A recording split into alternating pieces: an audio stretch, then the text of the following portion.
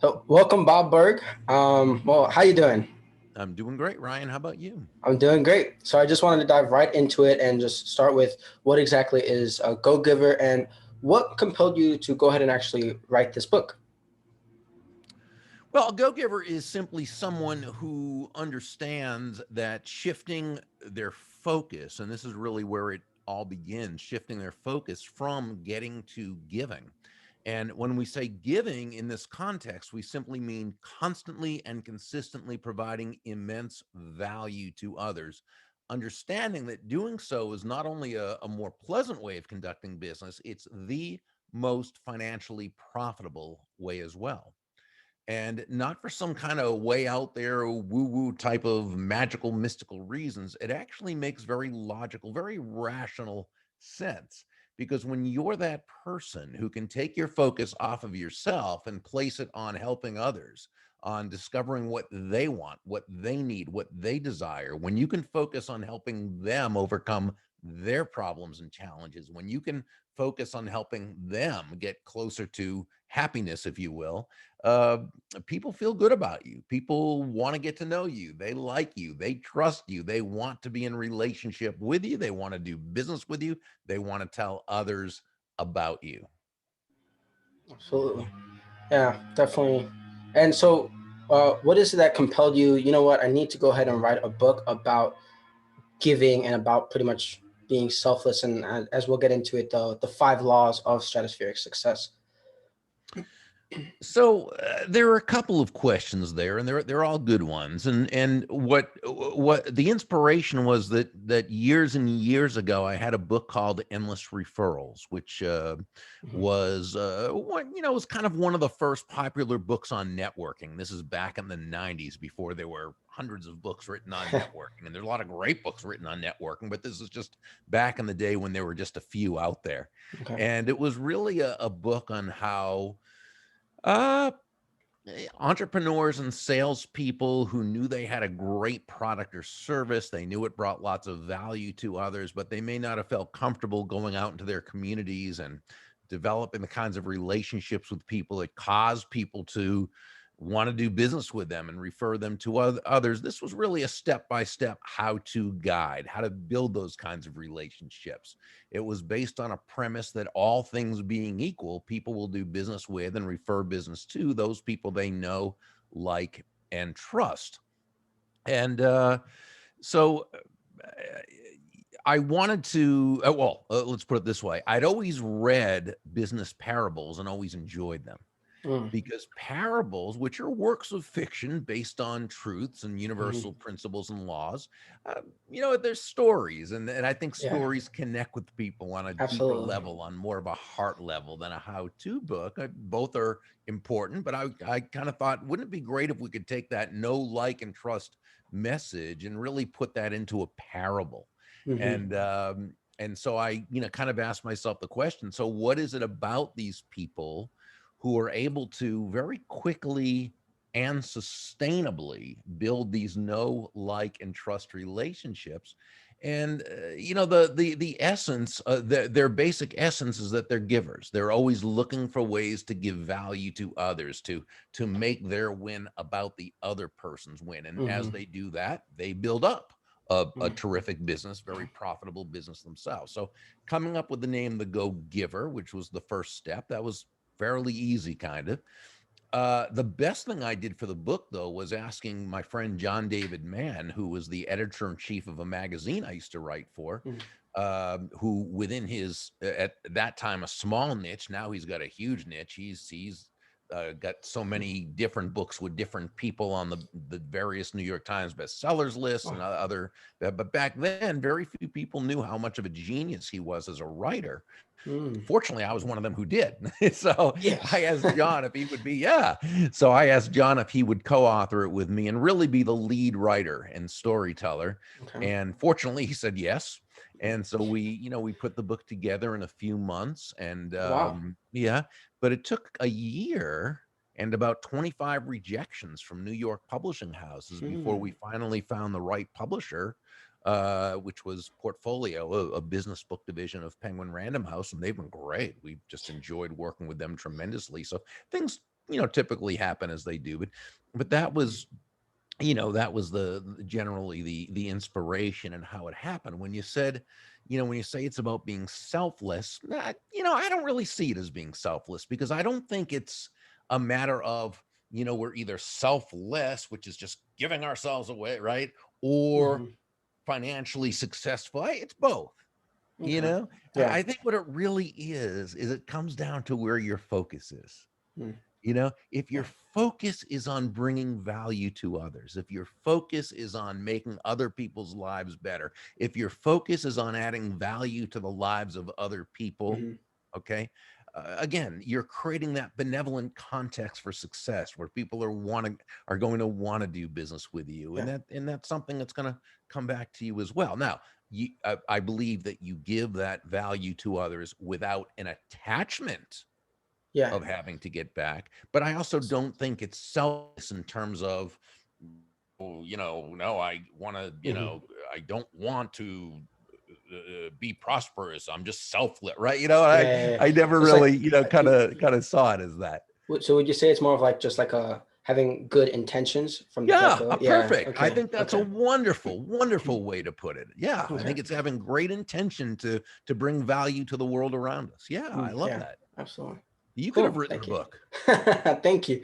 And I totally agree with how you're saying like stories, like they really connect with us a lot more. And Yeah. I've thought a lot about with like stories and history and how what is Hmm. it, oral stories have played out throughout times. It's like Well, typically, sure, that's how I it was think always that's passed that's along. how yeah, Sure. that's how information was always passed. Like, and it's not because necessarily like I mean we love stories as human beings because we really connect with it. But I think Yeah, the importance of stories is that it teaches lessons and it teaches some sort of impactful exactly. idea, and that's Exactly. honestly part of the fruition of what helped create this podcast. But so then I kind of want to get into uh how how would you go ahead and balance one's intentions of wanting to give while also not necessarily being taken advantage of. I think that was the first sort of my first thought when I just kind of glanced at the book. Yeah. So let's first really understand something that I think is very, very important. And that is, there's nothing about being a go-giver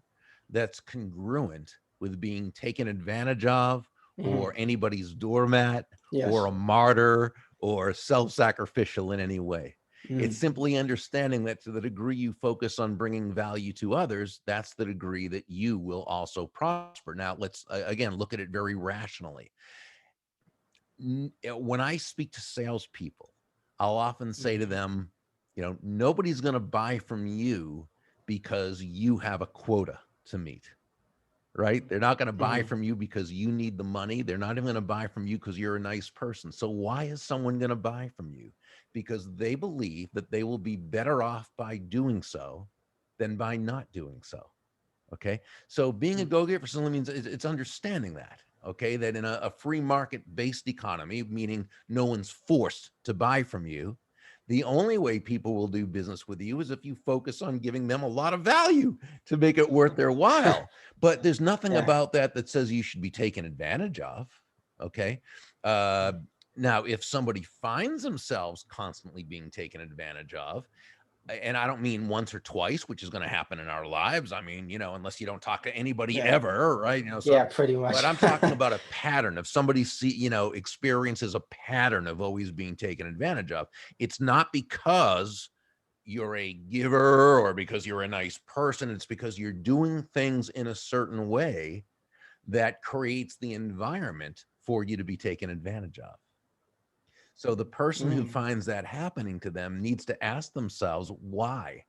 Why is that? What is it that I'm thinking or doing or creating in my life that is, making it so that, whenever I'm taken advantage of, I'm always part of it. I'm always there. Okay. What? So is it that they're, and again, I don't know because I'm not that person, but we all have our Mhm. unconscious things we're going through, Yeah. so is Mhm. that person one who, is there kind of a payoff for them that it's like their reason for their excuse for not being successful? They're always or is it they like the attention of, oh, I'm just such a giver, but people take advantage of me, poor me. Mhm. Again, I'm not Yeah. saying it Okay. is. I'm saying I don't Mhm. know because I don't know the person. Yeah. Is Yeah. it that they don't have the tools? to understand that, what's not good and what, you know what I'm saying? So again, I Yeah, don't know, that's true. but if that is the case, that someone's listening and saying, yeah, that's me, I'm always being taken. Well, first,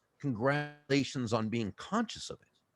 Okay, that it's even a Yeah. thing, because it's only when we're conscious of an issue that we're even in That a there's an issue. position, right, to be Yeah. able to do something about it. So that's something that we certainly need to work on, if that's something that so no, there's nothing about being a go-giver that is congruent or natural about being taken advantage of. Okay. Yeah, absolutely. And I know as I was reading it, I was like, oh, okay, this is what they mean by this. Because right away, I think my mind went to, well, I don't know, in real life, like people might want to take advantage of a person who's always giving. But so then let's go ahead and sort of break down, take a look at the 5 different laws of stratosphere. Let's go ahead and break down the 5 different laws of stratospheric success. Sure. The laws themselves are the laws of Mhm. value, compensation, influence, authenticity, and receptivity. Law number one, the law of value, which says your true worth is determined by how much more you give in value than you take in payment. Now, that doesn't mean you give more than you receive. Giving more in value, simply that you understand the difference between price and value. That price Mhm. is a dollar figure, value is the relative worth or desirability of a thing, of something, to the end user or Yeah. beholder. What is it about this thing, this product, service, concept, idea, what have you, that brings so much worth to another human being that they will willingly exchange their money for it and be glad they did, because they receive so much more in value than what they paid for, while Yeah. you make a very healthy profit. Very quick example would be if you went into a pizza restaurant, right? And you Hmm. ordered a pizza, and that pizza was a large pizza with all the veggies, and it was delicious, and it cost $20. Okay. Okay. Now, but let's say not only was the pizza delicious, well worth more than the Mm, $20, you also saved time and not having to cook yourself. true. Had the convenience of and you were waited on and Hmm. served, and they were so nice, and the ambience was great. There was a TV on with a great show. There was camaraderie. The owner came over, and we were talking. It was just a wonderful experience. Hmm. And at the end, what you realize is you actually receive much more in value than the $20 you paid. It was a great experience. So you profited, but the owner also profited, because to them, their cost of goods sold, the Yeah, yeah. ingredients, their staff, keeping the dirt, was probably $3. Hmm. So, right. So in again, a market-based exchange, there should be two profits, the buyer profits and the seller profits, because each of them come away better off afterwards than they were before. Now, law number two, the law of compensation, says your income is determined by how many people you serve Hmm. and how well you serve them. So where law number one said to give more in value than you take in payment, law number two tells us that the more people whose lives you touch with that exceptional value, the more money with which you'll be rewarded. Nicole Martin, the CEO in the story, explained this to Joe. Law number one, in this case, serving that pizza to someone, that equals your potential income, but it's not enough to just serve one person pizza and think your restaurant's going to really prosper, right? Yeah. A lot of it tells us it's how many lives you impact. So Yes. how many guests did you have that night who Hmm. ate pizza and the other foods, and over the course of the week and over the year, right? So where law number one is about the value itself, very Hmm. important. Law number two is the number of lives you impact. Hmm.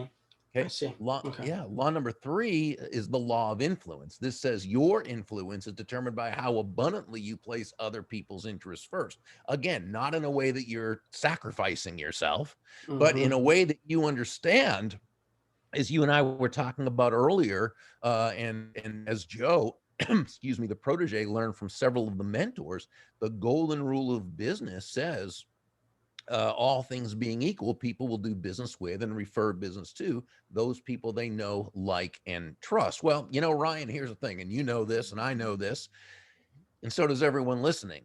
The fastest, most powerful, most effective way to elicit those feelings toward you in others is by genuinely moving from an I focus or me focus Mhm. to an other focus. Looking to, again, as Sam told Okay. Joe, make your win all about the other person's win. Yeah. Okay. Okay. Law number 4, the law of authenticity, says the most valuable gift you have to offer is yourself. In this part of the story, Deborah Davenport shared a very important lesson. All the skills in the world, right? The sales skills, technical Mhm. skills, people skills, as important as they are, and they are all indeed very important, they're also all for naught if you don't come at it from your true, authentic core. Mm. But when you do, when you show up as yourself, right? Day after day, week after week, month after month, people feel good about you. They feel comfortable with you. They feel safe with you. And why wouldn't they? They know who they're getting, right? They know who they're getting, Yes. right? And that's that consistency is Mm. so important. And Yes. when it comes to trust and when it comes to, so we need to be ourselves. Now, if I may, I think is important because I think the term authenticity is so you overused these days. I think Yeah. it almost gets confused by people with just, letting it all hang, just, not having any kind of whatever the right word is, gates on what you're doing, not having Mhm. any kind of, in other Red words, this is clay. just who I am, take it or Yeah. leave it, Okay. right? Yeah. Which by the way, is a good philosophy to have if you don't want any friends and you don't want to really do any good in business. Okay. But since that's not how most of us are, I'm going to Yeah. suggest that that's not what we mean. When you think about it, what is authenticity? It's acting congruently with your values. Mm. Okay. Now, so let's say somebody says, it's like the person who says, well, I have anger issues and I yell at people a Yeah. lot, and that's just how I am. And if I were to Mhm. act any differently, that wouldn't be authentic of me. That's baloney. That's malarkey. It simply means this person has an authentic problem that Mm. they need to authentically work on in order to become a better, higher version I of see. their authentic self. So we never want to use authenticity as an excuse for not growing. We want to use it as impetus to improve and to step into our true highest authentic personage. So then, discussing authenticity, I know you mentioned values, and it's important to identify those values. Oh, sure. How I guess how would you advise someone who's perhaps doesn't know their values just yet, is trying to identify them? How would you advise someone to even begin to identify those authentic values? Well, I mean, I think you look into who you are and what you stand for and what's important to you. Is on I mean, most people will say honesty is a high value, right? Well, is it? I mean, how valuable is that to you? What Mm. about kindness? Is kindness a high value? And what about being able to be honest, but at the same time be kind? Some people say, Yeah. well, if I'm truly honest, it means I'm going to just tell this person. That's not necessarily true. Yeah. Okay. We can always be tactful and kind. Okay. And communicate what we need to communicate. Mhm. But if somebody says, if somebody says, "Hey, look at this picture of my baby, my newborn baby. What do you think? Isn't she beautiful?" And you don't think she's beautiful, and you think actually, oh, this baby is the ugliest baby I've ever seen. Well, I'm going to suggest honesty takes a back seat in this case to kindness. Yeah. I would say she's beautiful or he's Mhm. beautiful, right? Okay, so Okay. we want to have our values in the right place. There's no I reason see. to unnecessarily hurt someone's feeling. Yes. It would serve nobody. What about, is spending time with family a high value? Well, if it is, and you find yourself working, 20 hours a day every day, I don't mean, for a short period of time because you need to, I'm talking about, well, then that's not being congruent with your values, or maybe that isn't really a high value. Maybe that's a value you think you're supposed to have, right? Mm. Yeah. Or so again, go through all the different traits and characteristics that you see as the world seeing as high values, and ask if those are your values.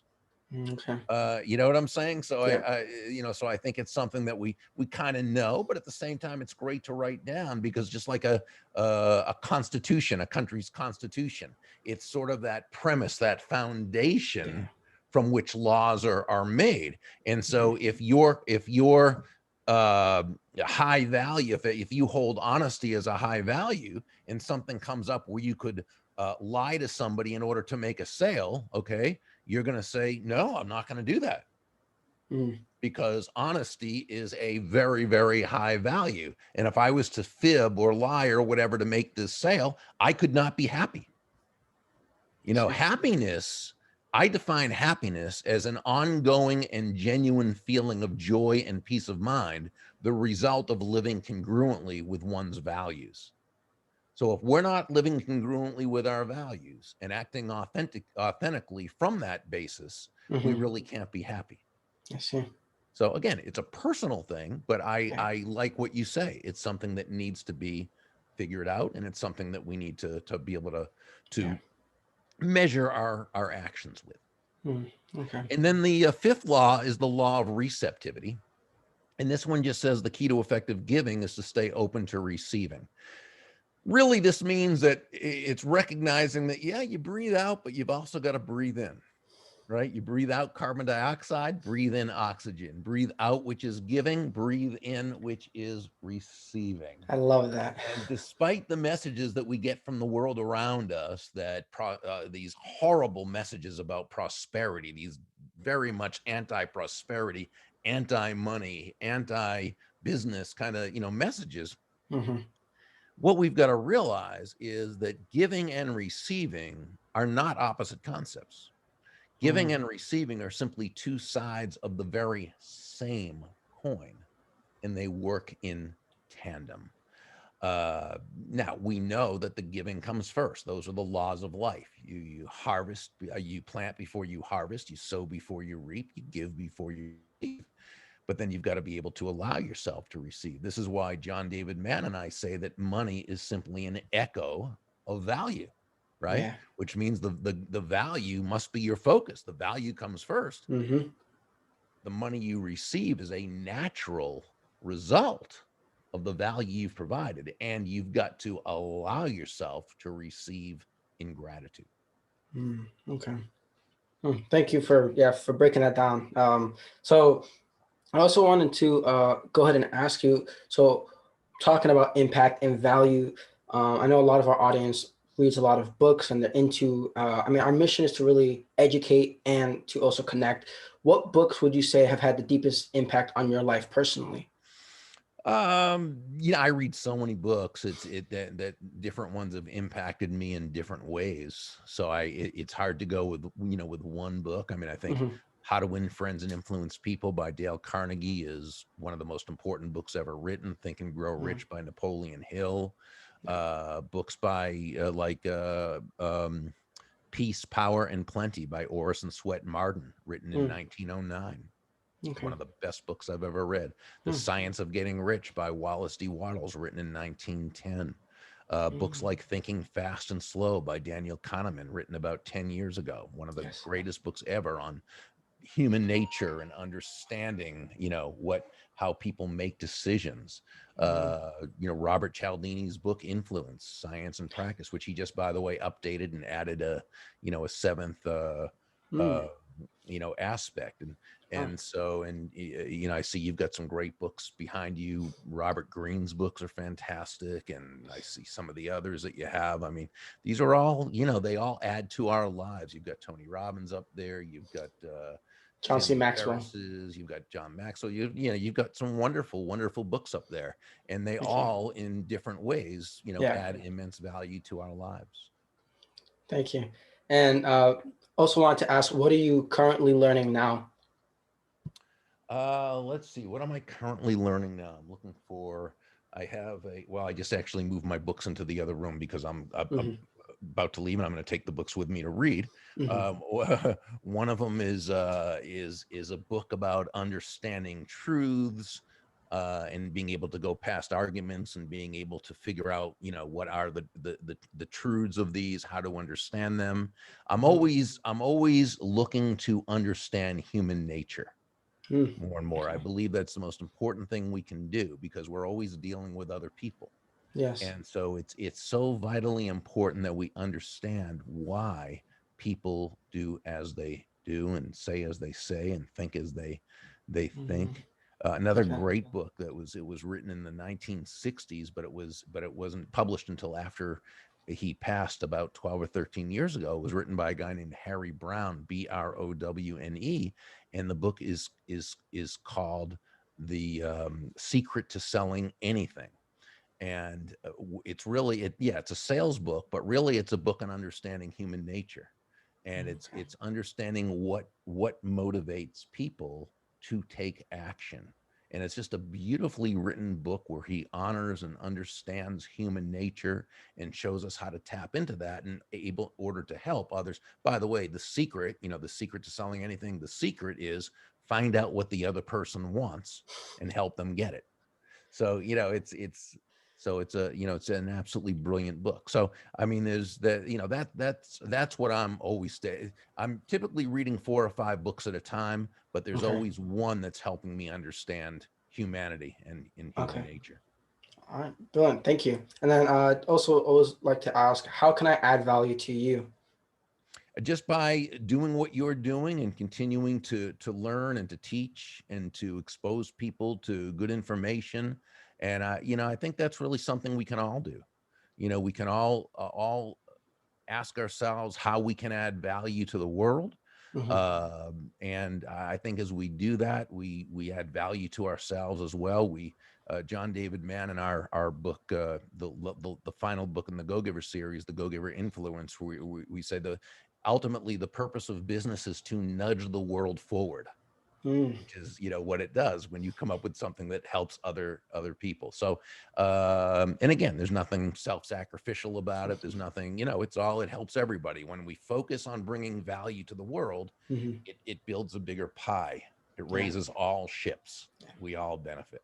Okay. And where can people reach out to you if they want to reach out to you? Yeah, best place is burg.com,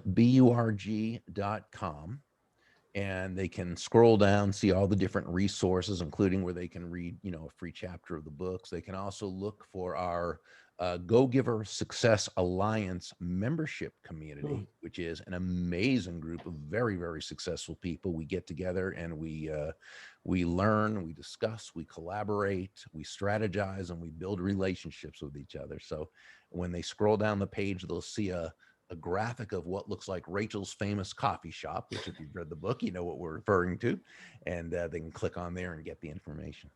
Brilliant. Thank you, Bob Burg, so much for your time.